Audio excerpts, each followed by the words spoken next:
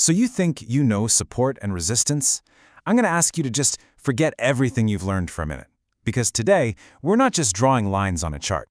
Oh no, we are diving deep into the actual playbook the pros use to read what the market is really saying. And this quote, it hits the nail on the head. This is the core problem. I mean, have you ever placed a trade at a level that looked absolutely perfect, only to watch the market just blow right through it? Yeah, you've fallen into this exact trap. You were trading a line, not the story behind it.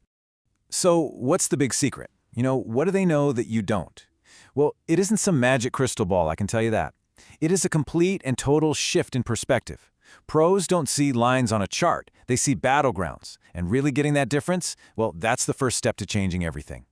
Which brings us right to the core truth of this whole thing. If you want to trade like a pro, you have to stop seeing simple lines and start seeing the market for what it is, a constant battle. This slide really breaks it down. On the left, you've got the amateur view, static lines, simple barriers. But on the right, that's the pro view. We see dynamic zones. These aren't just lines, they're areas of intense conflict, a story unfolding between buyers and sellers who are fighting for control. So let me say it again. You don't trade the line, you learn to read the story.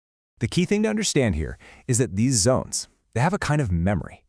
The market comes back to these same areas again and again. Our job isn't to guess what happens next. It's to read the story of the battle that's taking place, and then we just align ourselves with the winning side. Okay, so how do we actually trade these zones? Let's open up the playbook and look at our very first setup, the reversal. This is your absolute bread and butter for catching those clean, powerful bounces off a key level. And it's a very disciplined three-step process. Super simple. First, we identify a strong battlefield. Second, we wait patiently for proof of who's winning that battle. And only then, third, do we actually make a move. There's no guessing here, just reacting to what the market is telling us. Step 1 is all about finding evidence. If the price bounces off a zone 2, 3, maybe even 4 times, that's the market literally screaming at you that this level matters. And here's a little pro tip for you. The more time that passes between those bounces, the more significant that level becomes. But listen, just seeing the price touch a zone, it's not enough. We have to wait for confirmation. This could be a powerful candlestick pattern, right? Like a huge green candle that completely swallows the previous red one. That's buyers taking control. You can even add another layer of proof, like waiting for the price to cross back over a key moving average. What we're doing here is stacking the evidence in our favor. Of course, levels don't always hold. They just don't. So, what happens when a zone finally breaks? This brings us to the next play in our book, the breakout and flip.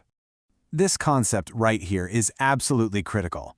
Think of it like this. An old ceiling can become a brand new floor. When the market smashes through resistance, it very often comes back to test that exact same level, but now as new support. Understanding this flip is where some of the biggest opportunities are found. And this is where you see the massive difference in mindset. When a level breaks, what does the crowd do? They panic. They think, oh no, I was wrong, and they get shaken out. But the pro is calm. They actually expect this to happen and are just waiting patiently for that retest. They see a golden opportunity where everyone else just sees failure. So here's the playbook.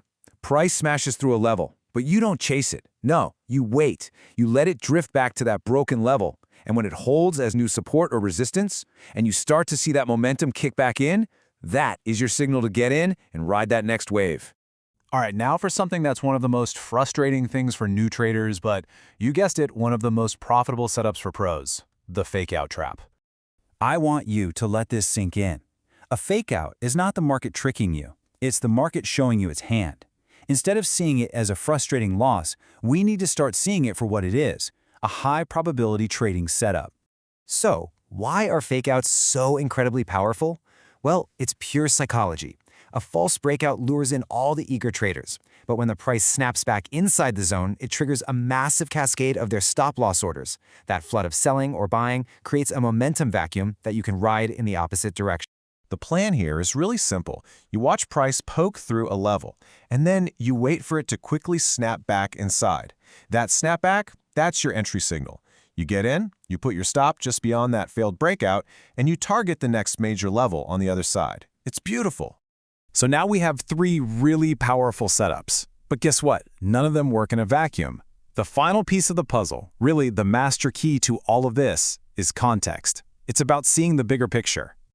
See, trading on a 5-minute chart alone is like trying to read a book by looking at a single letter. You're just completely lost in the noise. The real story, the levels that the big banks and institutions are actually watching, those are on the daily and weekly charts.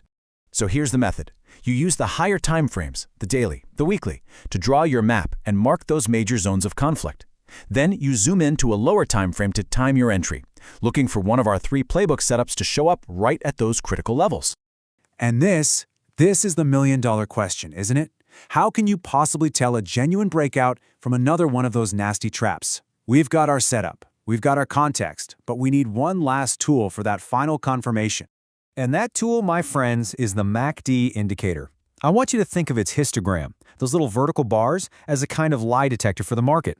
It shows you the real momentum, or, the lack of it, behind any price move. Here's how you read it.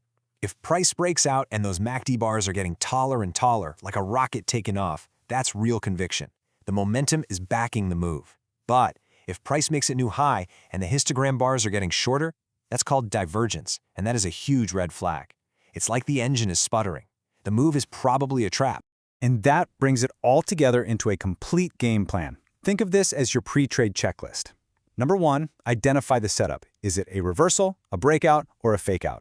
2, check the context. Does this happen at a major zone from a higher time frame? 3, wait for confirmation from the price action and the MACD. And only when all 3 of those things line up do you execute your plan. So I'm going to leave you with this one last question. After seeing how the pros really operate, it's time for you to decide. Are you going to keep trading simple lines on a chart? Or are you finally ready to start reading the real story of the market? The choice is all yours.